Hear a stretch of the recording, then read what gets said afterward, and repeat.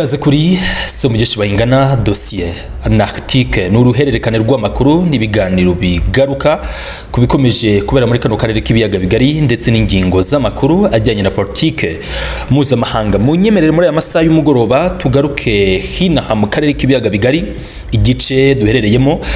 Leta ya Amerika yasabye abaturage bayo kwirinda uturere dutatu dutandukanye turi imbere mu gihugu cy'u Rwanda. Guverinoma ya Leta Zunze Ubumwe za Amerika kuwa gatatu tariki 6 Gicurasi yasabye abaturage bayo kwirinda gukorera ingendo mu turere dutatu tw'u Rwanda. Washington cyangwa se ubutegetsi bwa Amerika mu butumwa buburira abaturage bayo bwasohowe na Minisiteri y'Ububanyi n'Amahanga yayo yabasabye kwirinda gukorera ingendo mu turere twa Rubavu, Musanze na Rusizi, by'umwihariko ku birometero bibarirwa mu 10 uvuye ku mupaka w'u Rwanda ndetse na Repubulika Iharanira Demokarasi ya Kongo. Tutararenga ahangaha kenshi iyo Leta ya Amerika isohoye ubutumwa buburira abaturage babo mu bihugu bitandukanye hirya no hino mu isi, nuko mu buryo bumwe cyangwa se ubundi hari kiba kigiye gukurikiraho kandi gifite aho gihurira no kubura k'umutekano muri rusange. Utu turere niki dusangiye uturere twa Musanze, Rusizi ndetse na Rubavu. By'umwihariko akarere ka Rubavu ndetse na Rusizi ni uturere dukora ku mijyi y'ingenzi kuri biri kugenzurwa na AFCM 23.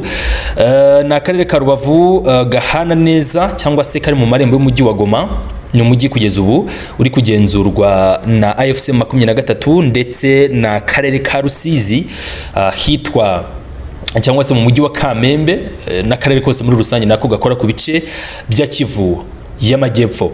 Uku kuburira kwa Leta Zunze Ubumwe za Amerika abaturage babo mu byo bise ibyaha ndetse n'imidugararo, bemeza ko mu bigize ibyaha harimo ubwambuzi ndetse n'ibindi byaha twakita biciriritse ngo biri gukura cyane mu Rwanda, ndetse n'imidugararo ishobora no gushingira mu ntambara cyangwa se ku ntambara zishobora kwaduka mu burasirazuba bwa Kongo.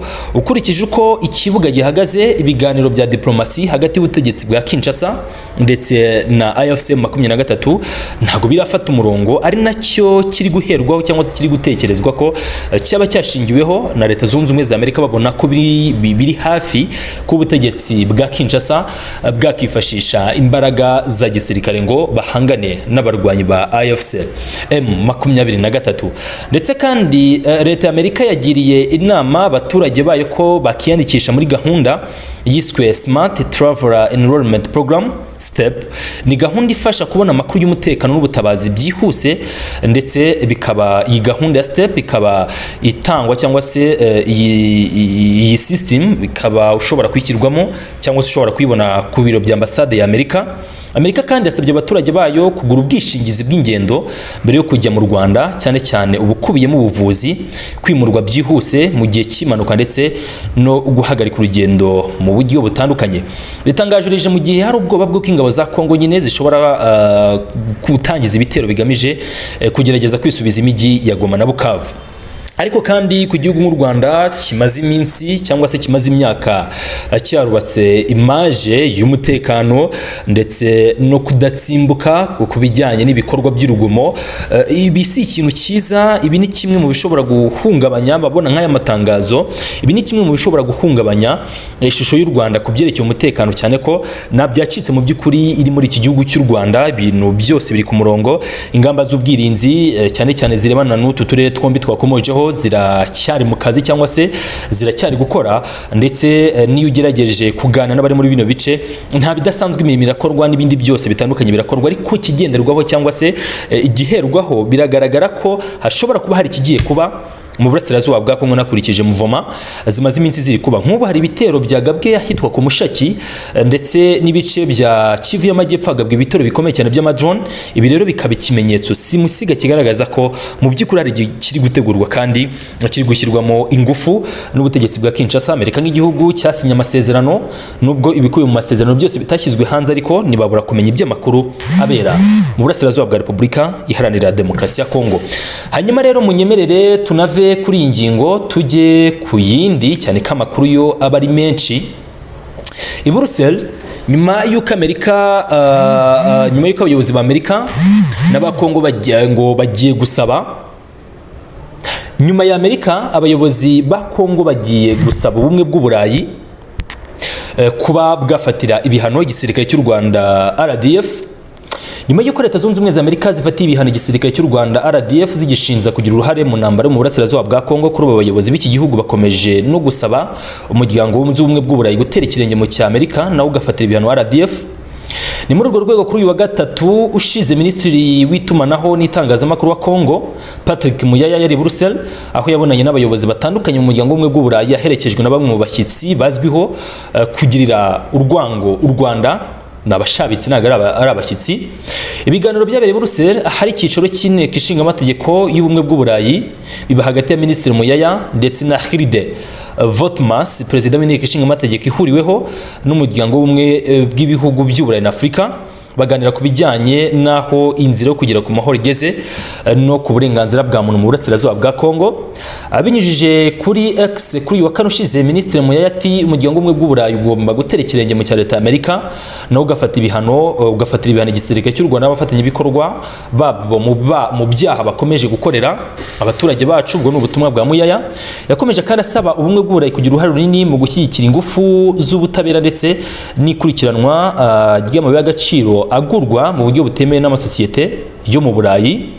Muyaya kandi yasaba ubumwe bw'uburayi gufatira RDF ibihano nyuma y'uko tariki 2 Werurwe leta zunze ubumwe za Amerika zafatiye ibihano RDF n'abayobozi bayo bakuru barimo umugaba mukuru w'ingabo z'u Rwanda General Mubaraka Muganga, umugaba mukuru w'ingabo zirwanira ku butaka Major General Vincent Nyakarundi, umuyobozi wa diviziyo ya 5 y'ingabo z'u Rwanda Major General Rukika Rusisi ndetse n'umuyobozi w'ingabo zo mu mutwe udasanzwe Brigadier General Gashugi Stanislas.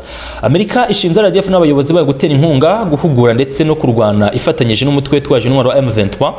Guverinoma y'u Rwanda mu itangazo risubiza kuri biriya bihano yasohoye yavuze ko kuba ibihano byafashwe byibasira uruhande rumwe mu ziri mu nzira y'amahoro mu buryo budakwiye, bigore kukuri ndetse bikagaragaza mu buryo butari bwo imiterere yayo n'amakimirane ari mu burasirazuba bwa Repubulika Iharanira Demokarasi ya Kongo. Ubu ni ubutumwa bwashyizwe hanze n'igisirikare cy'u Rwanda. Birazwi ko iyi lobbying ubutegetsi bwa Kinshasa buyimazemo igihe.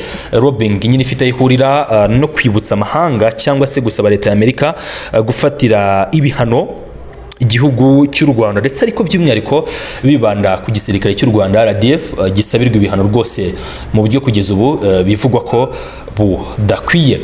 Dukomeza ingingo zacu abari nyinshi, munyemerere noneho ngane gato cyangwa se nerekeze kuri Tiba Nagi.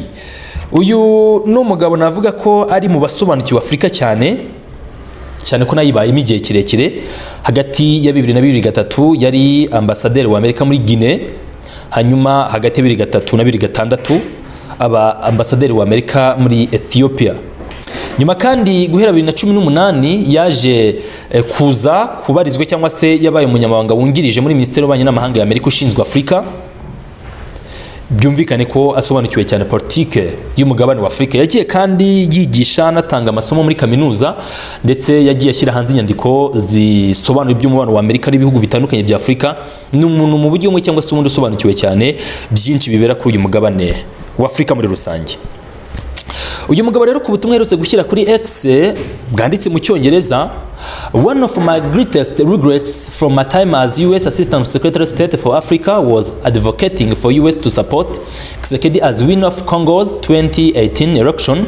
I thought he would really be different and advance the Congolese people interest. How wrong I was.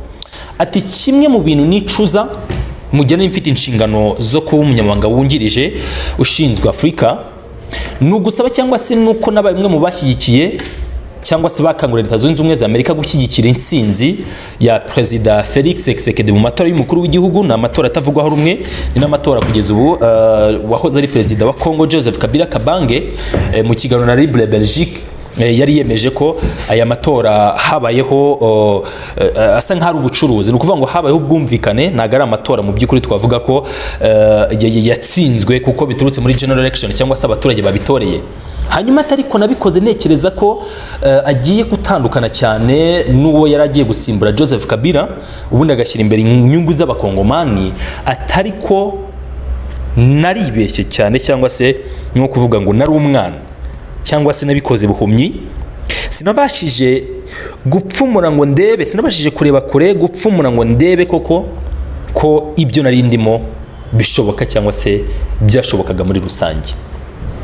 Ubutumwa bw'umudipolomate nk'uyu mu bihe nk'ibi bivugwa ko Thsisekedi muri lobbying arimo arifuza cyane ko ubutegetsi bwa Kinshasa hari icyo bushobora guhabwa mu ngurane cyangwa se Leta Zunze Ubumwe za Amerika mu ngurane n'ibindi bigiye bitandukanye. Ni ubutumwa bwabwo bwivugira busobanura ibijyanye n'umurongo mugari w'ubu butegetsi bwa Kinshasa ndetse n'imboni muri rusange muri diplomasi cyangwa se ku ruhando mpuzamahanga. Ibi rero bisobanuriye byinshi cyangwa se bivuze byinshi ku byerekeye umutekano ndetse na diplomasi ihuriweho, iyo ntabura kwita diplomasi mpuzamahanga. Tibor Nagi ubutumwa bwe bwagiye bugarukwaho cyane, ariko kandi bano ba diplomate ni abantu baba basobanukiwe cyane nyine byinshi mu bibera kuri uyu mugabane wa Afurika, ariko especially nka Leta Zunze Ubumwe za Amerika bibarwa ko uruhare rwabo, ukuboko kwabo mu gusandaza cyangwa se mu guhungabanya umutekano wa Kongo ni ukuboko cyangwa se n'uruhare rukomozwa rugarukaho inshuro nyinshi, ndetse kandi abahuza amateka ya Kongo na Leta Zunze Ubumwe za Amerika bahera mu myaka za 60, kuko CIA nyuma yaje kwemera ko yagize uruhare mu rupfu rw'abaye ministre w'intebe ndetse unafatwa nk'intwari ya Kongo ariko nk'intwari ya Afurika, ni Patrice Emery Lumumba, intwari ya Afurika rwose akaba n'intwari ya Kongo. CIA yaje kwemera ko yagize uruhare mu kumwivugana mu gakino ka politike bakinye na Mobutu Sese Seko kukuwaza banga. Ni CIA cyangwa se na Amerika isobanukiwe byinshi bibera hariya kuva mu mizi ibibazo byose biri hariya baba bisobanukiwe, ariko kandi ukwicuza nk'uko mu bya diplomasi babifite nyine ikindi gisobanuro cyangwa se bafite ibindi byinshi bisobanuye.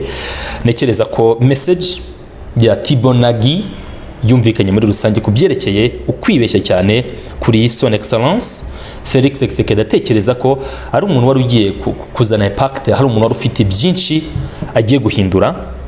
Nibikubiye mu butumwa bwa Tibor Nagi. Hanyuma rero nkomeza kanyarukire gato kuri Great Rex Eye mu kiganiro n'itangazamakuru yakoze tariki 6 byari ku gatatu w'icyumweru turimo. Son Excellence Felix Thsisekedi ati ukudashoboka cyangwa se cya gisirikare akunze kwita clochard, inzererezi. Ati cya gisirikare cyanjye cy'inzererezi, imvugo ikoreshwa n'umukuru w'igihugu ara muri RDC nibize kumvikana nabi. Ati clochard cyangwa se kutagira igisirikare gikomeye ni kimwe mu byatumye cyangwa se ni kimwe cyatumye Son Excellence Felix Thsisekedi gahunda yari afite ugaba ibitero mu Rwanda tariki zibanza z'ukwezi kwa mbere 2025 bitagerwaho.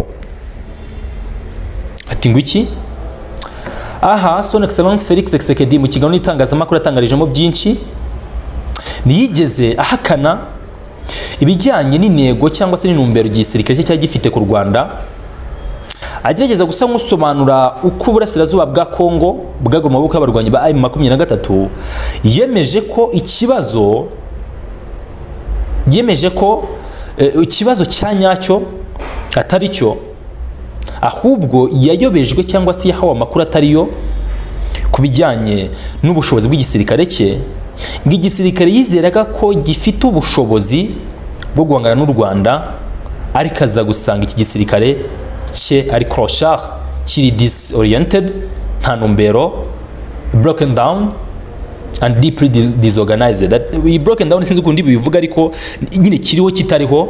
Hanyuma kandi ngaza no gutungurwa no gusanga organisation cyangwa se imyitegurire muri kino gisirikare cye ngo ari hafi ya nayo. Ni ko gusobanura ko iki gisirikare cye ari clochard. Ati narabeshywe kandi koko byarabaye, narabeshywe cyane. Igisirikare cyanjye ntago cyari gifite iyo competence bwo bushobozi bwo guhangana. Mu by'ukuri nasanze ntabwo igisirikare cyanjye gifite. Aya ni amagambo ya Son Excellence Felix Thsisekedi uyoboye Repubulika Iharanira Demokarasi ya Kongo. Hanyuma iyi nkuru ni nayo itugeza ku musozo w'amakuru yarebanaga na kano karere k'ibiyaga bigari. Amakuru nayo mbashimiramo ko tubana mu munsi ku munsi, bundi mbabwire ko ibiganiro n'amakuru kuri iyi ngingo abari akagaruka Imana ibahire kandi ibaha umugisha mu byo mukora byose. Blessings over blessings.